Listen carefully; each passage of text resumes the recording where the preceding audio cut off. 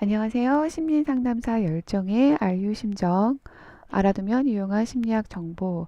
오늘은 5번째 강의입니다. 앞서 불안에 대한 강의를 드렸는데요. 그에 대한 연장선이라고 생각하시면 될 것 같습니다. 불안의 종류 3가지에 대해서 미리 앞서 얘기를 나누셨는데요. 도덕적인 불안, 신경증적인 불안, 현실적인 불안이 있었습니다. 우리가 이 불안에 대해서 그러면 어떻게 대처하고 어떻게 반응을 하고 하는지에 대한 기제를 얘기를 나눠보려고 하는데요. 여러 가지 그 방어 기제들이 있습니다. 차츰차츰 하나씩 이제 함께 나눠보려고 합니다. 그럼 시작할까요? 첫 번째로 오늘 나눌 그 방어 기제는 허세입니다. 허세는 이것 또한 불안을 다루는 방식이죠. 내가 다른 사람 앞에서 부족하고 또 열등하게 보일 것 같다라는 거에 대한 무서움 그리고 두려움 이런 부분들을 오히려 자기가 잘난 척하고 부자인 채가 유식한 채 하면서 과하게 좀 과장된 행동을 하면서 실제 자신보다 우월하게 표현하면서 이 불안을 다루는 거죠. 그래서 타인 앞에서 과시하는 행동, 그다음에 그런 태도들을 보이고 자기의 어떤 그 능력보다 과분한 목표를 설정하고 이를 과시하는 이런 행동들을 보이게 됩니다. 근데 실제 이 사람들은 열등감이라든지 그다음에 다른 사람이 나를 어떻게 평가를 할지에 대한 그 의식이 굉장히 민감하기 때문에 실제 자기의 그 모습은 그렇게 느끼고 있지 않다라는 거죠. 그래서 공작새를 보시면 이제 막 펼쳐져서 사람들은 막 보여주는 모습들을 보이시죠? 그래서 이 허세를 보이시는 분들은 실제 자기보다 더 우월한 자아상을 갖고 있는 겁니다. 이 그림에 나오는 거죠. 고양이가 지금 자기를 사자라고 이제 착각하고 있는 거죠.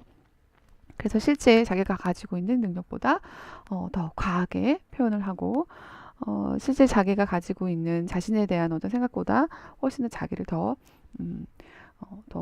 좋게 보는 그런 방식으로 자기의 어떤 공포나 두려움, 그 다음에 불안을 다루는 방법입니다. 다음에 보실까요?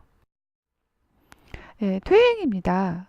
퇴행은 자기 수준에 알맞은 방식으로 갈등이나 좌절을 해결을 해야 되는데 그거보다 좀 더 훨씬 어린 시기에 의존했던 방식으로 돌아가서 그런 미성숙한 행동을 통해서 이제 이런 좌절감을 어, 이제 이겨내 보려고 하는 방식이겠죠. 지금 맨 그림 밑에 우측에 보시면 지금 연령대가 한 4살 정도, 3살, 4살 정도로 보이죠? 그래서 이미 이제 공갈 젖꼭지를 이제 다 뗐을 나이인데 이 아이가 지금 다시 물고 있죠. 이 모습이 어떤 모습이냐면 아마 동생이 태어났을 거예요. 동생이 태어나서 엄마와 아빠의 관심이 동생한테 다 쏠린 거죠. 그래서 자기가 이제 그 사랑을 독차지했던 그 마음들이 이제 이 아이가 얼마나 이제 좌절을 했겠어요. 엄마 아빠의 사랑과 관심을 독차지하다가 그런 사랑을 잃어버렸다는 상실감이 꽤 크겠죠. 그래서 이 상실감이 큰 거를 이제 언니로서 이제 동생을 이제 돌보고 케어하면서 이제 극복을 해야 되는데 어, 이 동생처럼 똑같이 애기 같은 모습을 보이면 이제 사랑을 받는다라고 하는 거죠. 그래서 동생이 몰고 있는 이 공갈 젖꼭지를 빨면서 나도 애기다. 그래서 똑같이 사랑해달라라는 모습으로 지금 그런 어떤 좌절감을 이제 처리하려고 하는 방식입니다. 이 퇴행은 정상적인 퇴행과 비정상적인 퇴행 이제 모두가 있는데 긴장 이완, 수면 이런 것들은 정상적이라는 거죠. 이제 여러분들이 아기 때 거의 24시간 중에서 22시간 가까이를 잠을 자잖아요. 그래서 잠을 자는 방식으로 어떤 긴장이라든지 좌절감 또 이런 불안들을 다루는 거 이것도 이제 정상적인 퇴행이다라고 보고 있습니다. 근데 지나치게 많이 이제 수면을 자게 된다면 이거는 조금 이제 우울에 관련된 징후라고 볼 수도 있기 때문에 일종의 그것도 건강한 퇴행이 아닐 수도 있습니다. 적절한 이제 수면 또는 이제 긴장되면 자꾸 잠을 자려고 하시는 분들이죠. 그런 것도 이제 정상적인 퇴행이라고 볼 수 있습니다. 이 비정상적인 퇴행은 쉽게 회복되기 어려운데 심한 퇴행으로 가기도 하는데요. 맨 왼쪽에 이제 그림을 보시면 이제 딱 눈으로 보기에도 굉장히 나이가 많은 연령대 이제 남자죠. 근데 아기처럼 이렇게 턱받침을 하고 밥을 먹고 있어요. 그러니까 뭔가 이제 아기의 모습으로 비춰졌을 때 자기의 어떤 미성숙한 행동들이 받아들여질 수 있다라는 거죠. 그래서 이런 이제 퇴행을 보이는 거죠. 아마 이분은 이제 정신분열과 같은 이제 심각한 정신증을 갖고 계시는 이제 상태인 것 같습니다. 옆에 이제 뭐 나 꿈꿨도 귀신 꿈꿨다라는 이제 표현이 있는데요. 아, 죄송합니다. 제가 거북한 표현을 썼군요. 어, 연애를 하면 남녀가 퇴행을 하게 된다고 합니다. 뭔가 이제 그 사랑받고 돌봄을 받고 보살핌을 받고 싶은 어떤 욕망들이 올라오잖아요.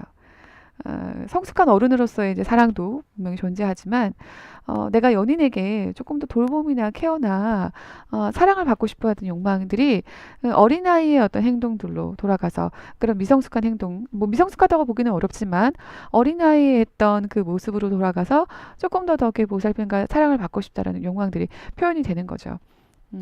이것 또한 좀, 어, 뭐 귀여운 방식의 퇴행이 될 수도 있을 것 같습니다.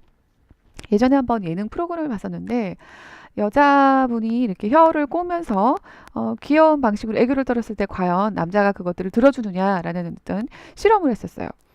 그래서 연령대로 20대, 뭐 30대, 이제 40대까지 했었나? 아마 이제 한 4, 50대까지 했었는지 잘 기억은 안 나지만 연령대를 나눠서 이제 그런 행동들을 했었어요.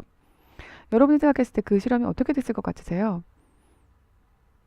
내가 남자라면 어떻게 하셨을 것 같아요? 여자친구가 또는 아내가 이런 행동들을 했다.